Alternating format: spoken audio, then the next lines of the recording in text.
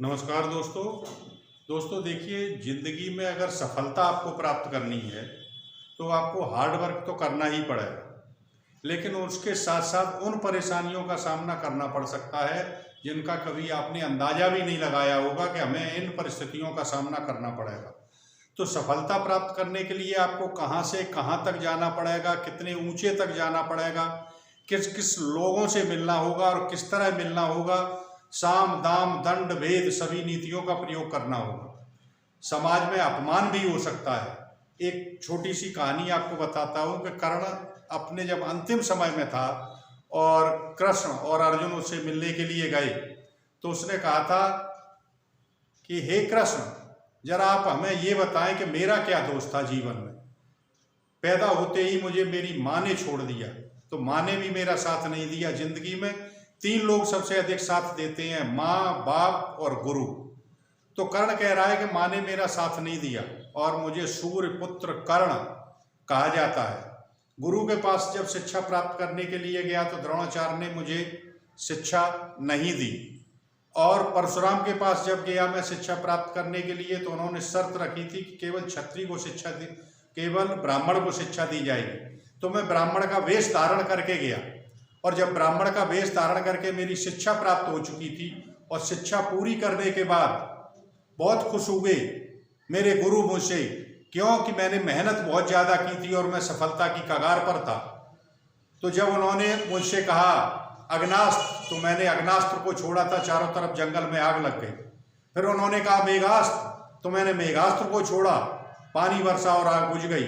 तो मेरी शिक्षा को देख करके मेरे गुरु ने ये स्वयं कहा था कि जियो जियो ब्राह्मण पुत्र, तुम अच्छा कीर्ति कमाओगे और एक बार तुम भी धरती को नीछत्री कर जाओगे।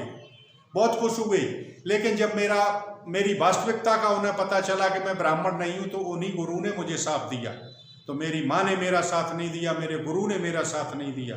और जब महाभारत का युद्ध चल रहा था उस समय कृष्ण को ये लगा कि अर्जुन के प्राण जाने वाले हैं, क्योंकि मैं उस दिन अर्जुन के प्राण हरने वाला था। तो कृष्ण के इशारे पर मेरे पिता सूर्य समय से पहले छिप गए थे। तो मैंने उल्हाना एक बार उनको भी दिया था कि दो पल को रुक जाते तुम तो अपना शौर्य दिखा देता और मुरली वाले के आगे ही अर्जुन का शीश गिरा देता। लेकिन मेरे पिता ने मेरा साथ नहीं दिया।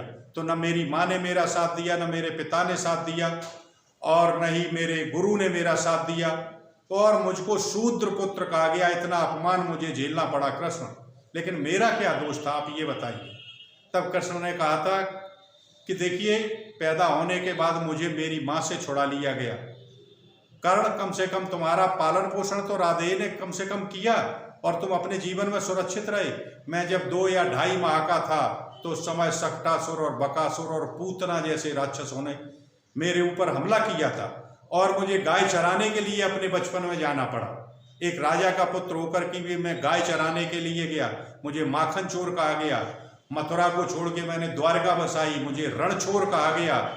और द्वारका जब बसा भी ली मैंने तो मुझे खूनी हाथी के सामने कंस के यहाँ छोड़ा गया।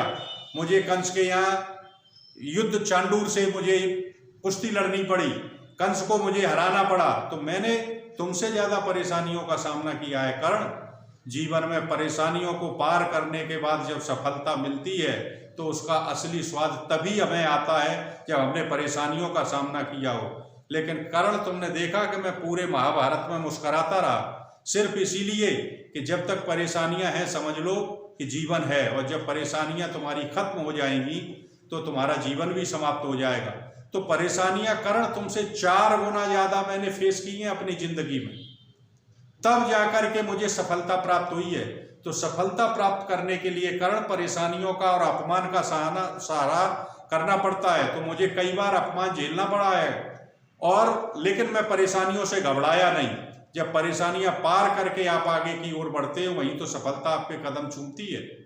तो इस कहानी से दोस्तों हमें शिक्षा ये मिलती है कि जीवन में कितनी भी परेशानियां आए, हमें घबराना नहीं चाहिए। हमारा अपमान भी हो सकता है, लोग हमें नीचा दिखाने का प्रयास करेंगे, जिसमें ये मत समझिए कि वो कोई पराये होंगे।